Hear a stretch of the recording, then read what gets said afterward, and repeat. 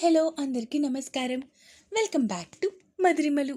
ఇంకా ఎవరైనా మన ఛానల్ని సబ్స్క్రైబ్ చేసుకొని ఉండకపోతే ప్లీజ్ ఇప్పుడే సబ్స్క్రైబ్ చేసుకోండి.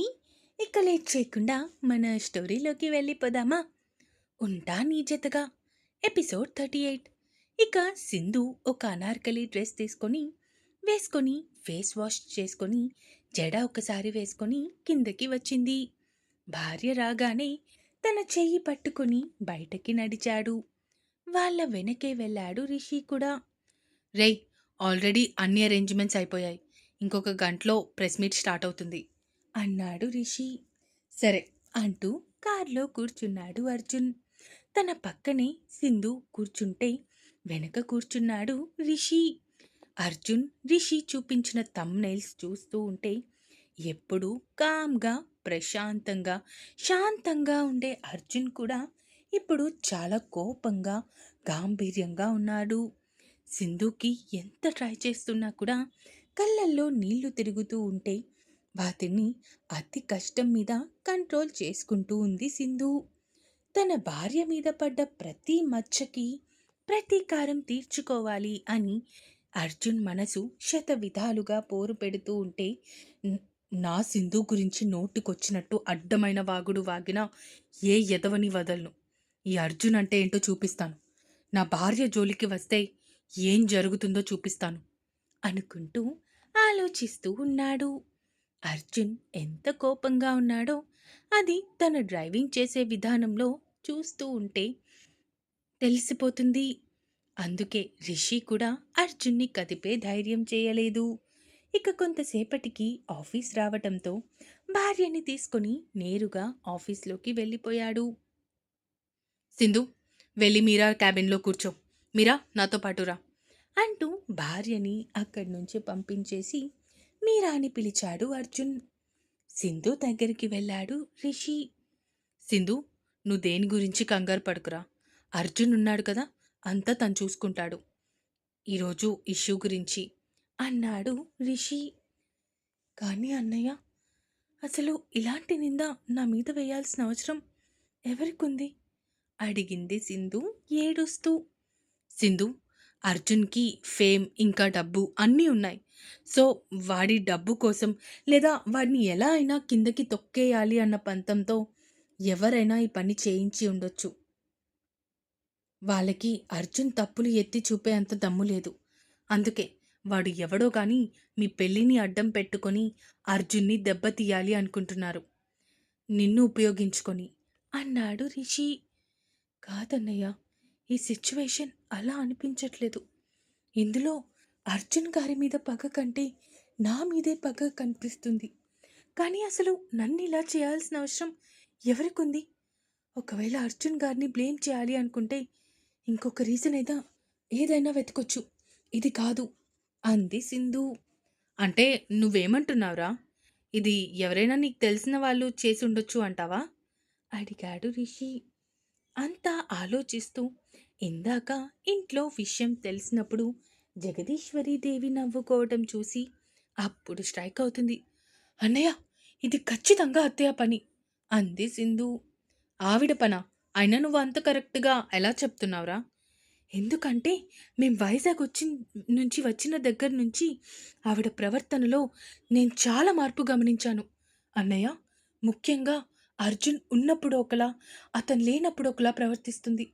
నన్ను చాలా టార్చర్ చేయాలి అనుకుంటుంది అంటూ జరిగినవి ఒక్కొక్కటిగా చెప్పింది సింధు రిషికి.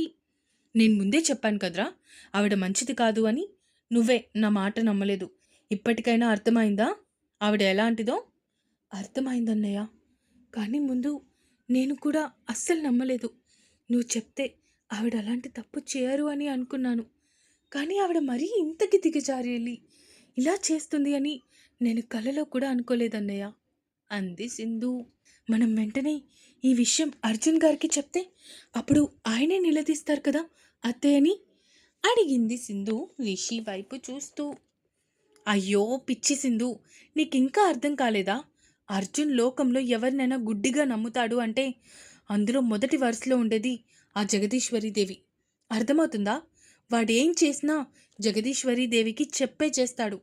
తల్లి ఆజ్ఞ లేనిదే ఏమీ చేయడు. వాడు వాళ్ళ తల్లిని దైవంతో పోలుస్తాడు.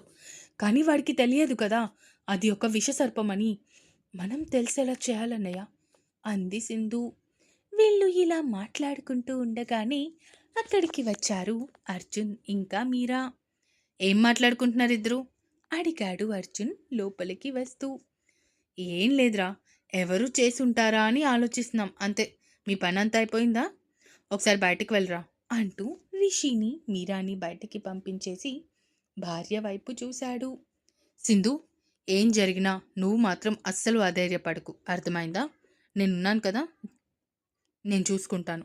నేను మాటిస్తున్నాను, ఏమీ జరగకుండా నీ మీద ఎవరెవరు ఏ ఏ తప్పుడు వార్తలైతే ప్రచురించారో వాళ్ళందరి చేత నీకు క్షమాపణలు చెప్పేలా చేస్తాను, సరేనా? అంటూ భార్య నుదుటిన ముద్దు పెట్టుకొని, బయట నేనేం చెప్తే దానికి నువ్వు అవును అని మాత్రమే సమాధానం చెప్పాలి, అర్థమైందా? అన్నాడు అర్జున్. ఇంతకీ బయట నువ్వేం చెప్పబోతున్నావు అర్జున్? అడిగింది సింధు భర్త వైపు చూస్తూ. సర్ప్రైజ్ బంగారం, నా పెళ్ళానికి ఒక సర్ప్రైజ్ ఇస్తున్నా అన్నాడు అర్జున్ చిన్న చిరునవ్వుతో. అరే, అదేంటో చెప్పొచ్చుగా అడిగింది సింధు అందంగా మూతి ముడుస్తూ. ఇదిగో, ఇది ఆఫీస్ అని కూడా మర్చిపోతా చెప్తున్నా అన్నాడు అర్జున్ భార్య పెదాలను బొటని వేలితో రబ్ చేస్తూ. ఇదిగో, ఇప్పుడు మనమున్న సిచ్యువేషన్ ఏంటి, నువ్వు చేస్తుందేంటి అడిగింది సింధు చూపులు తిప్పుకుంటూ. నేనేం కావాలని చేయలేదు, నా పెళ్ళాంగారు నన్ను టెంప్ట్ అయ్యేలా చేస్తున్నారు. సో అది తన తప్పు కానీ నా తప్పు కానే కాదు అన్నాడు అర్జున్ అమాయకంగా. అయ్యో, వచ్చాడండి పెద్ద అమాయకపు చక్రవర్తి, అసలేమీ తెలియదు అన్నట్టు బిల్డప్ చూడు. ఇప్పుడు కాదే, రాత్రికి చెప్తాను ఈ పని, నువ్వు వద్దు అన్నా కూడా అస్సలు వదలను. సర్లే అర్జున్, ముందు ప్రాబ్లం నుంచి బయటపడితే అప్పుడు నేనే నీకు మంచి ట్రీట్ ఇస్తానులే. అవునా? ఏం ట్రీట్ ఇస్తావో చెప్పవే? అరే, ఇప్పుడేంటి అడిగింది సింధు. అంటే దాన్ని బట్టి ఇంకొంచెం ఎనర్జీ వస్తుంది కదా అన్నాడు అర్జున్ కొంటెగా. ఇదిగో, ఈ కొంటె కోనంగి వేషాలు నా దగ్గర కాదు, మూసుకొని దూరం జరుగు అంటూ దూరం తోసి డోర్ ఓపెన్ చేసింది. అర్జున్ నవ్వుకుంటూ భార్య వెనకే బయటికి వెళ్ళాడు. అర్జున్ ఆల్రెడీ మీడియా అందరూ ఆఫీస్ బయట ఉన్నారు, పదండి మనం వెళ్దాం అంటూ చెప్పడంతో అర్జున్ సింధుతో పాటు రిషి, మీరా, హేమంత్, సనా కూడా బయటికి వచ్చారు. ఆల్రెడీ కార్తిక్ అక్కడే ఉండి మొత్తం అంతా చెక్ చేస్తూ వాళ్ళతో మాట్లాడుతూ ఉన్నాడు. ఇక ఎప్పుడైతే అర్జున్ సింధుని తీసుకొని అక్కడికి వచ్చాడో వెంటనే కెమెరాలు అన్నీ వాళ్ళ వైపే ఫోకస్ అయ్యాయి. అర్జున్ గారు, నిన్న రాత్రి నుంచి మీ భార్య మిసెస్ సింధు గారు మిమ్మల్ని ట్రాప్ చేసి మీ ఫేమ్ ఇంకా డబ్బు కోసం మిమ్మల్ని పెళ్లి చేసుకున్నారు అన్న వార్తలు సోషల్ మీడియా అంతటా హల్చల్ చేస్తున్నాయి. దీనిపై మీ స్పందన ఏంటి అడిగాడు ఒకతను లేచి నిలబడుతూ. ఓకే, సోషల్ మీడియాలో వచ్చే ప్రతి న్యూస్ నిజమవుతుంది అనడానికి ఎలాంటి ఆస్కారం లేదు. అలాగే ఇప్పుడు ప్రచురణ అయిన న్యూస్ కూడా 100% ఫేక్. అయినా ఎవరు చెప్పారు తను నన్ను ట్రాప్ చేసి పెళ్లి చేసుకుంది అని? ఆల్రెడీ మా ఇద్దరి గురించి ఫస్ట్ టైం న్యూస్ బయటికి వచ్చినప్పుడు మీకు మా రిలేషన్ గురించి ఒక క్లారిటీ ఇచ్చాను.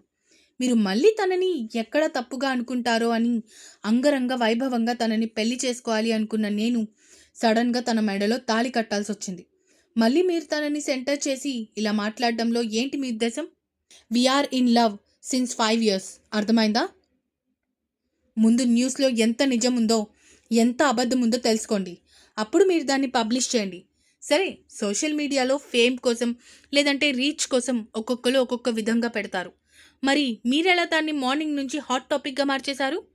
అంటే ఒక న్యూస్ మీ దాకా వస్తే అది ఏంటి, ఎలాంటి న్యూస్ అనేది లేకుండా మీరు మీ టీఆర్పీల కోసం దాన్ని పబ్లిష్ చేసేస్తారా అడిగాడు అర్జున్ సీరియస్గా. ఆ మాటకి అందరూ సైలెంట్గా ఉండిపోతే, చెప్పండి, నేను మిమ్మల్ని అడుగుతున్నా, ఇక్కడ ఉన్న చైర్స్, మైక్స్ వాటిని నేనేం ప్రశ్నించడం లేదు, నాకు ఆన్సర్ కావాలి.